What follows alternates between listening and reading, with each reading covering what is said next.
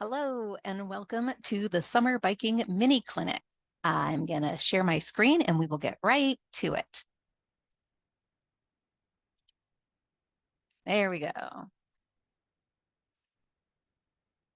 This clinic and all of our educational offerings come from our collection of the Street Trust clinics. The Street Trust is the nonprofit organization that runs the Ride to Own program that you are probably watching this clinic for.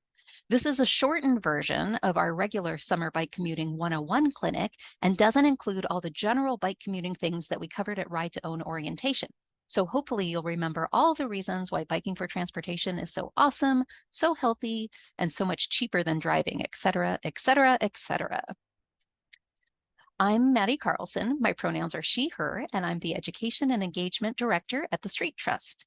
This is a standalone recorded version of 2 Zoom clinics that we ran to audiences from all 4 Ride to Own pilot programs at once, and we had a nice representation from all of our cities, Hillsborough, Milwaukee, Park Rose, and Portsmouth. I know there's no chat for you to paste your own introduction into for my recording, but do think about something you're hoping to learn today. And if I end up not covering it, please let me know so we can add it to an updated version of this clinic. Get in touch by emailing support@ridetoown.org. Here's our table of contents for today. What to look out for heat-wise, what to wear, what, how, and where to drink, e-bike battery concerns and where to charge up when you're away from home, route considerations, getting help from the bus and Max, and then ending with Q&A that I hopefully you will send in to me via email. Like a lot of things, such as being comfortable on the bike saddles that come on your bikes, for example, every body is different. I've always been quite sensitive to heat despite coming from sunny Southern California and later living several years in the Nevada desert. I think that makes me a great teacher for this clinic because I have all the tips and tricks that hardier people might not think about. Also, it is just really good in general to know all these warning signs and all these techniques, both for yourself in case your heat sensitivity level changes, if you are hardier than me, and so you can help your family, friends, and community stay safe. This image that I'm sharing is from the National Weather Service, showing the differences between heat exhaustion and heat stroke. What to wear can make a big difference in the heat. Light colors will absorb less sun and heat. White is best, yellow is second best, anything light is good. Natural fibers like cotton, linen, hemp, thin merino wool will breathe better to keep you cool versus synthetic things like polyester. All natural fibers also block out sunburn better, which is why it's better to wear loose, long, thin sleeves rather than tank tops that expose more skin to the sun. Even in your covered up state with your long sleeves on, you should still also apply sunscreen to any exposed skin. Because if you do end up with a sunburn, it'll lead to heat exhaustion side effects much more quickly. Keeping a damp towel around your neck is really nice in the heat. If you have a bandana, that's great for the job, but if you can get a cooling towel, that's even better. The one in the image is on clearance at Harbor Freight for $3 right now. And if you see a notice about a cooling station in your community, they're probably giving out similar towels for free. They are really amazing. The special material, usually PVA, polyvinyl alcohol, can hold up to 10 times its weight in water. And even if you put them in room temperature or warm water, they will feel cool to the touch. And putting them in cold water makes them feel ice cold and they last a long time. The coldness and the wetness lasts a long time. The towels are completely reusable. So yeah, cold water on these is wonderful for hottest days. I shared this visor from the slide at orientation as a suggestion for keeping rain off your glasses, but it's really good for hiding from the sun too. DeBrim is the brand that makes the biggest visors, but you could also zip tie anything to your helmet. Just make sure it's attached securely so it won't dip down and block your vision. Here's a little more information about how and where to use a cooling towel on yourself. You can cool yourself quickest by using pulse points. This is also why you keep your cooling towel around your neck, but you could also cool down quickly by cooling your wrists. If you're wearing long sleeves, you could get the sleeves wet at the wrists, or in the picture here, they show special cooling sleeves. These particular ones are $20 from the Ergodyne workwear website that I borrowed this image from. And the rest of those are also really good spots to pour water on if you have extra water to spare and are overheating. Wrists, neck, head, underarms. Your groin isn't the most comfortable spot to have wet while you're riding your bike, but it is another pulse point. So if you're going to be off your bike for a while, sit in the river to cool down. Here's some things you should always bring along when it's hot out. Bring your lock, even if you're just planning to go out for a recreational spin. This is so just in case you run out of into any unexpected situation, like running out of water, you can lock up and go into a community center to fill up at a drinking fountain. Bring your charger and key to remove your battery, both so you can charge up inside and so you can bring your battery somewhere cool, whether or not you need to charge it. Reapply your sunscreen every 2 hours. Now, I'm very prone to dehydration headaches, and once they set in, they are there to stay the entire day until I take my Advil, no matter how much water or electrolytes I've drank. Any extra regular small towel, like a cooling towel or a bandana, is really nice to have along to blot a sweaty face or to wipe down sweaty arms if you're not wearing your long sleeves. And also as much water as you can easily carry. There's also quite a variety of handheld and bike mounted or stroller mounted. That is a great realm to find bike compatible stuff. Misters and fans and combo mister fans and combo water bottle misters. There are manually activated ones and battery ones, most of which are rechargeable. There are a lot of ways to carry your water with you. Most regular shape bikes have a big triangle right in the middle and a smaller triangle behind with 2 or 1 set of water bottle cage bolts, but not all bikes have that. In fact, not even all or most of the bikes in the Ride-to-Own program. So I wanted to show you this first so you can see the basic way to carry water, but then on the next slide, I'm going to show you some additional ways. Let me know your favorite way to carry water, especially if we're not showing it here, so I can add it into future clinics. I'm going to discuss these images in order of the top 3 left to right, then the bottom 3, and then finally the long one on the right. So first is an example of a cage that fastens around your handlebars with a bolt or a screw. Next up is a pouch that velcros around your handlebars and stem to keep it steady. This particular one has an extra pocket to put more things in besides just your water. If you have a tapered container, like a to-go coffee mug, there are ring-shaped handlebar mounts for those. At the bottom row now, Camelback and other brands make bike frame bags that Velcro to the frame of your bike and contain a bladder with a flexible straw. You could also get these 2 parts separately. You can get a frame bag that doesn't have a built-in water bladder and put anything in there, water bottles, other stuff, or you can get just a bladder with the long flexible straw, put it in your backpack, your basket, wherever. Next is a Velcro on cage for if you don't have built-in bolts. You could put this in a variety of places on your bike, anywhere where it won't affect your wheels or pedals, pretty much. Triathletes are very creative about carrying water bottles. So Googling triathlete triathlete bike water bottle holders is how I found this picture with under the saddle cages. They really like to put 2 or even 3 water bottles under their saddle. Those are great that fit on most saddles. And finally, a tip that if you're on a Vivolt Alpha or Alpha 2, did you realize that you have 3 bolts on either side of your forks? You can put your cages there. Warm water is as hydrating as cold water, but cold water is more pleasant to drink when you're hot. So here's a picture of an insulated bike water bottle on the right and a picture of my DIY cooling system on the left of a kid lunchbox with a freezer pack in it. I'll put this in my basket or bike bag, which is a good way to bring extra water along even without a cooler. Keep in mind that if you're putting your water somewhere it might not stay upright, use a leak-proof container, like one with a screw-on cap so you don't waste any water or spill water on your stuff. Drink when you're thirsty. If you're starting to run low on water, don't think about rationing it out. Drink. Know ahead of time, if you can, where you can get more water. We're going to go over general examples on the next slide, but if you know where you're going to go and what the route you're going to take is and can check out all the various places along there or nearby where you can fill up, is wonderful to have that in your back pocket. Knowing how to ride one-handed so you can perform your 3 hand signals is good for safety and predictability, but it also means you can drink water while you're riding. Feeling safe on your bike is the most important thing, though, so this isn't a skill you have to learn just for the sake of hydrating. Also, even if you can't ride one-handed, there are a lot of times I'd recommend that you stop in the shade and rest for a short or a long time while drinking water. This list is in order of free and easy to get to while on your bike without having to lock up places where you can find water. City parks and private parks have drinking fountains most of the time. They're usually located close to the playground or the restrooms or the ball fields. In big parks, they'll have water in more than one of those spots.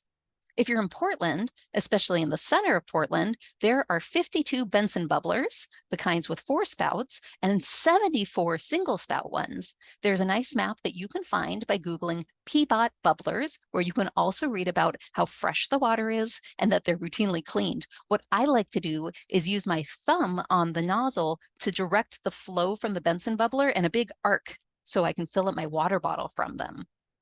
Bike shops will usually let you wheel your whole bike in so you don't have to lock up and use their sink to refill your water. Not all food cart pods, but especially the ones that have attached indoor beer facilities will have free water, free cold water.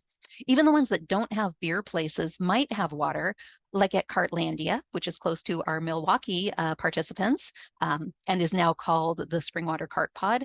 They've got a hidden spigot in the northeast corner of the lot where I often fill my water bottles. And even if food cart pods don't have free water, they're a convenient place to buy drinks from since you can keep your bike right with you and not lock up. Libraries and community centers have free water and bike racks, since you will have to lock up and leave your bike while you go inside. As a bonus, they're nice and cool, and you can spend some time cooling down inside there. Small markets and big grocery stores might have free spigots outside or free sink water inside, and they will definitely have drinks you can purchase, and they'll usually have bike racks to lock to. And finally, restaurants and cafes. They'll probably want you to purchase something, but maybe they'll let you fill your water bottles with their water for free. Now, this, since it's beyond water, is a check-in with your medical provider situation. But I do want to let you know about minerals called electrolytes that can help keep you from getting heat exhaustion and heat stroke. We're not just sweating out water when we sweat. So when you're out in the heat for a long time and therefore probably sweating a lot, you need to replace both water and electrolytes. Sports drinks like Gatorade and Powerade contain electrolytes. If I stop at a market for a drink on a hot day, this is what I like to buy. There are also convenient dissolving tablets you can add to water. My photo shows 2 brands, Goo and Noon. They both make tablets, and both those brands also make a variety of other electrolyte-containing products. But the tablets are really, really convenient.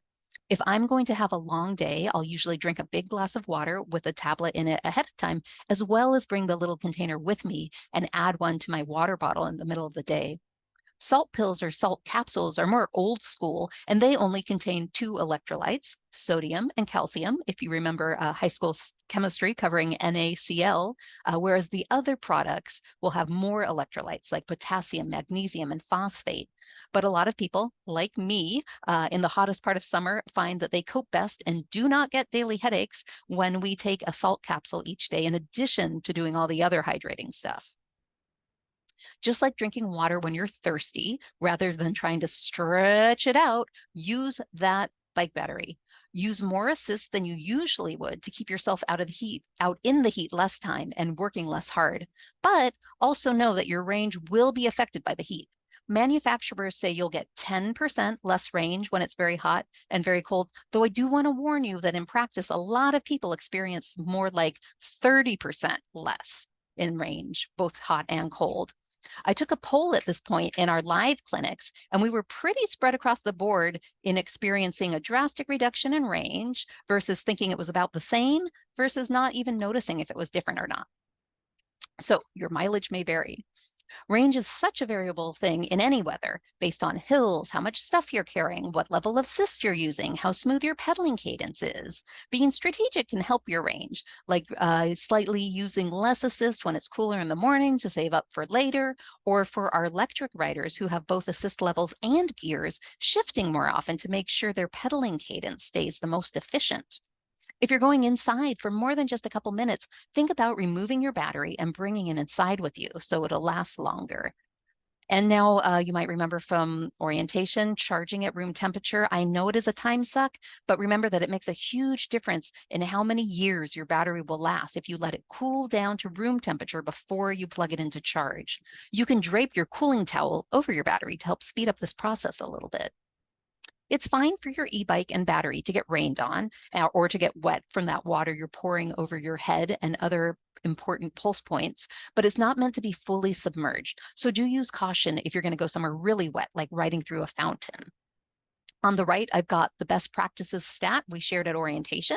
Your e-bike battery is happiest if stored, like overnight when you've got it plugged in, between 60 and 70 degrees, and it shouldn't be left in a shed or garage overnight colder than 35 or hotter than 95.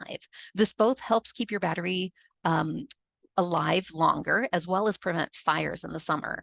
One thing to know though, fire-wise, you all have high quality batteries, and we haven't had any program participants experience battery fires. They do tend to happen when folks order cheapy batteries from the internet. But you should still baby your battery so it lasts a long, long time at full strength.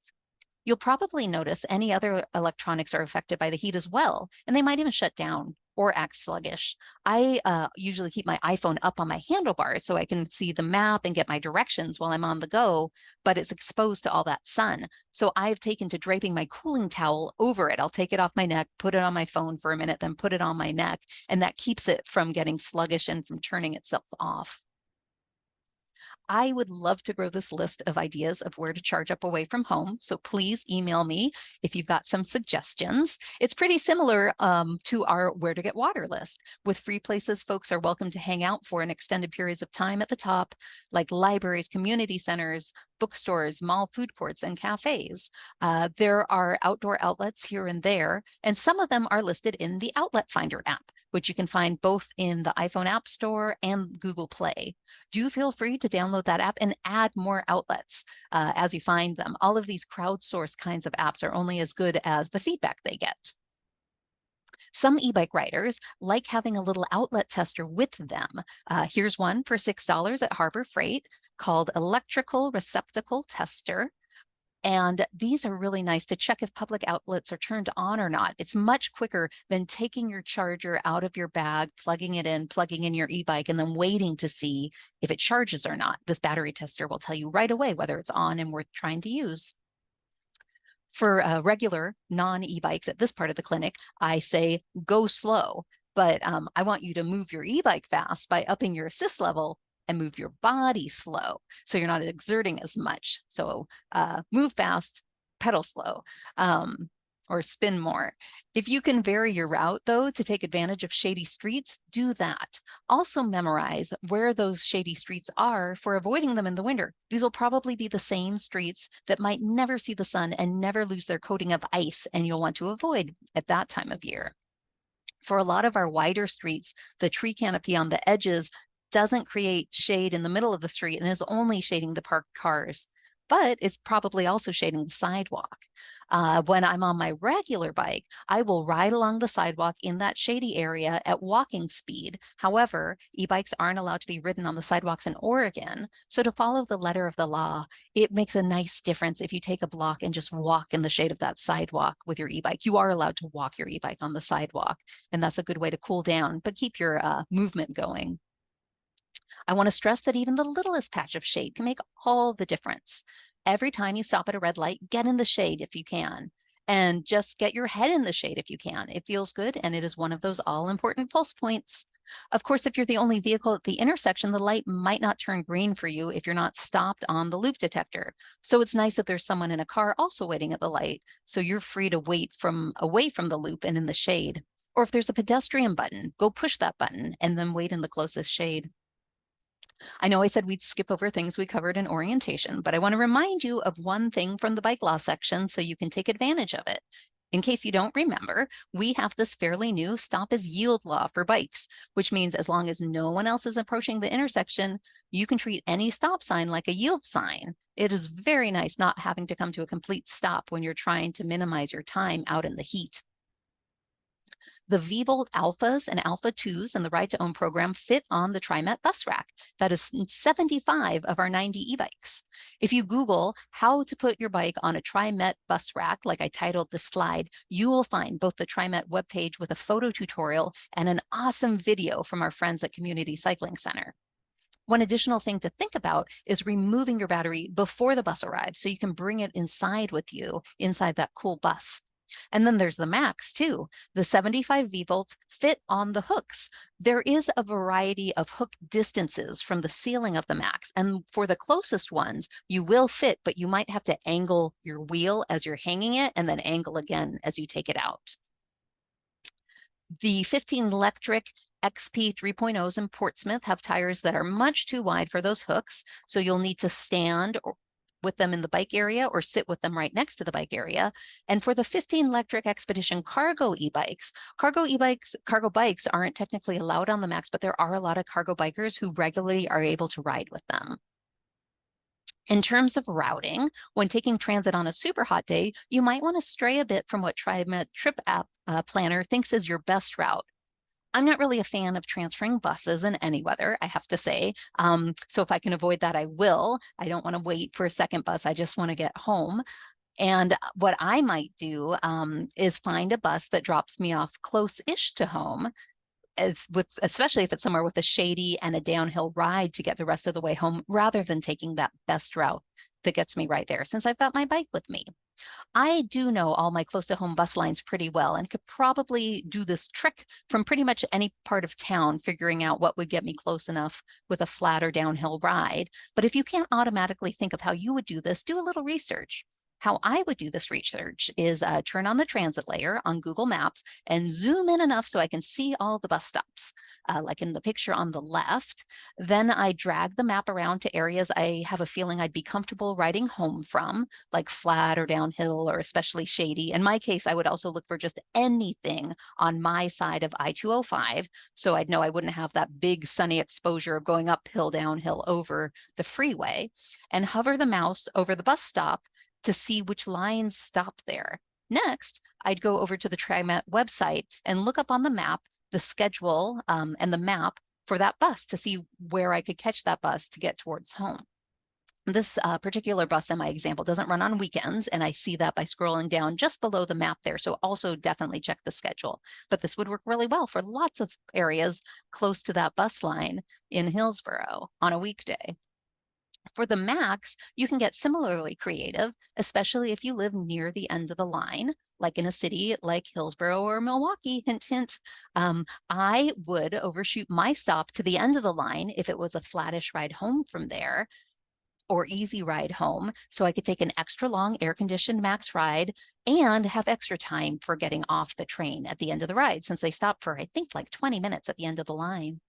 If I can't or don't want to hang my bike on the hook of the Max and the train isn't very packed, what I will do is enter through the doors that aren't marked with the bike icon, so I can easily make my way to the very middle of the car and sit in the long sideways seats with my bike right in front of me in the aisle. This way, I'm not blocking anyone from getting to their closest door. And then when I go to the end of the line, I know I'll have plenty of time to make my way over to the doors to get out. And you could also do this if you're not going all the way to the end of the line. Just know that you are going to need to make your way to the door, maybe a stop in advance or rush to get out. Another nice thing you can do on the TriMet website is check the features of any bus stop. On the TriMet homepage, zoom in enough on that map for the dot markings of each stop to show up, and then click on the one you're interested in. In the box that pops up about that stop, there's a little eye for information that I've circled in green here. Click that eye and all the features of the stop will be displayed. For lines with a lot of stops relatively close to each other, it is worth traveling a couple blocks to wait at a stop that's got a transit tracker and a shelter. Thanks for watching the Summer Heat Mini Clinic. Do send us your feedback. Ride to Own feedback should go to support@ridetoown.org. Any other feedback should go to info@thestreettrust.org. Both of those emails forward to me, so I will receive your feedback, and then I can also pass along anything to other folks who should see it. If you're watching this to fulfill a Ride to Own educational requirement, we probably sent you a link to the YouTube Clinic feedback survey form. Don't forget to fill that out. It's very short, and it's how we know to record that you watched. Bye, and thank you.